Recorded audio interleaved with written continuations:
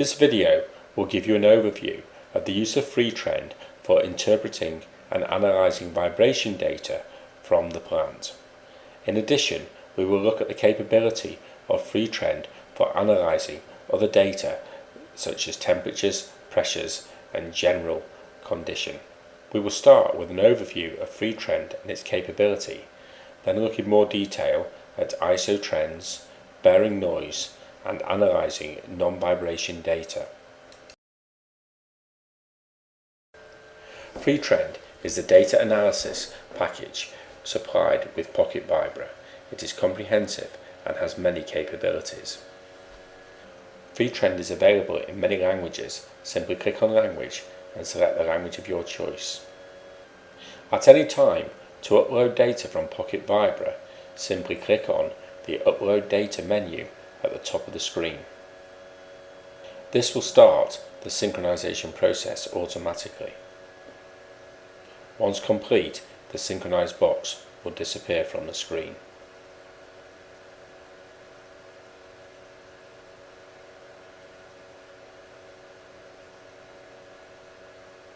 Clicking on a site within the Asset Manager shows the assets within that site. In this case, there are 4 assets. Selecting the first asset, Grinder 1, gives the overall status table for this asset.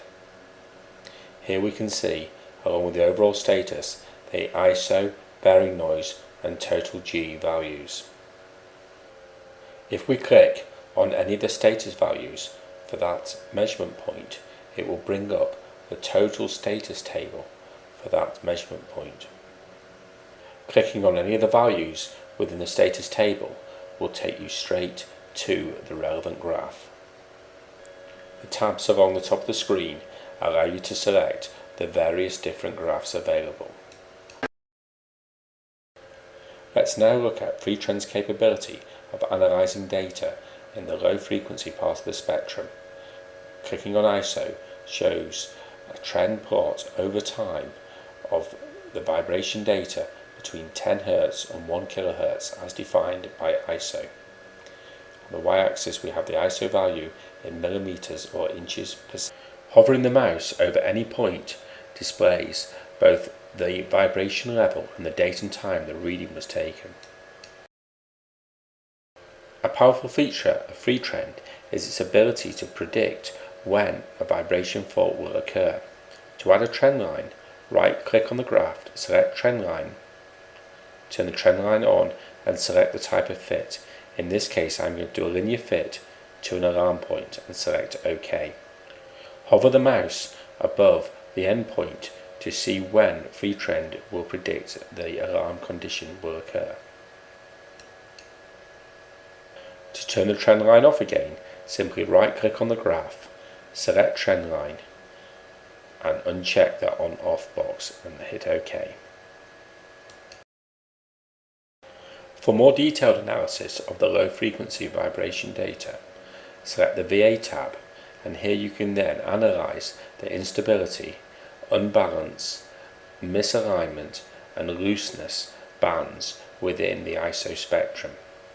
The exact frequencies of these bands are defined within each asset. Right-click on an asset and select Edit to view or change these definitions.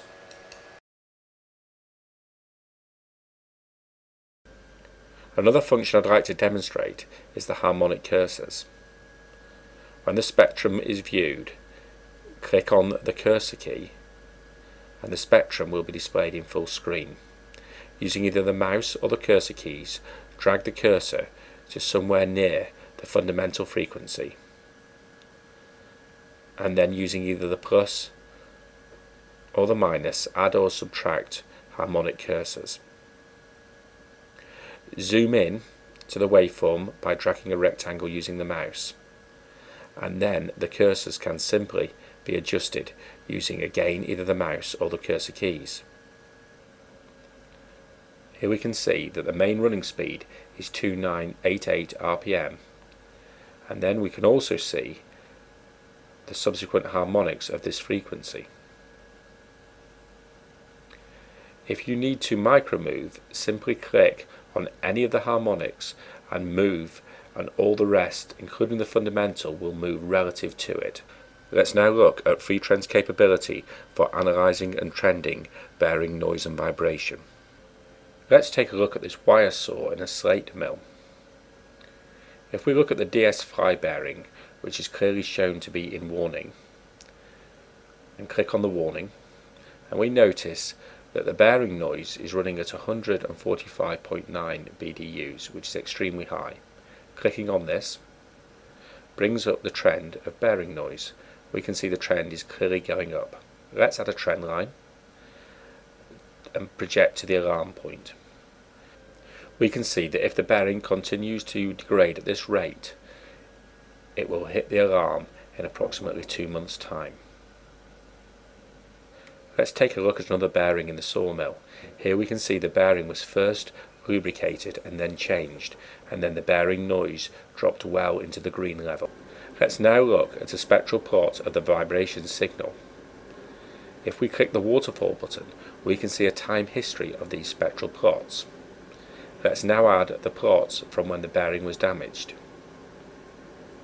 And you can see very clearly that the plots at the back were when the bearing was damaged, and the plots at the front after it has been replaced.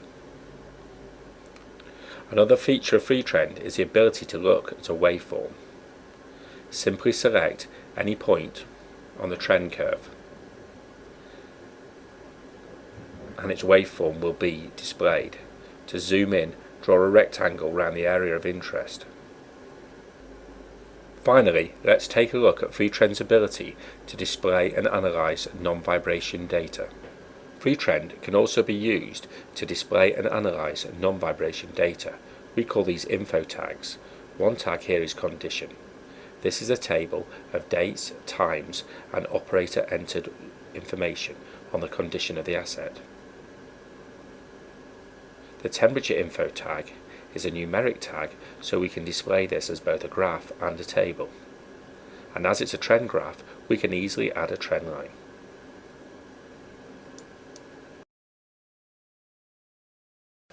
Thank you for taking the time to watch this video.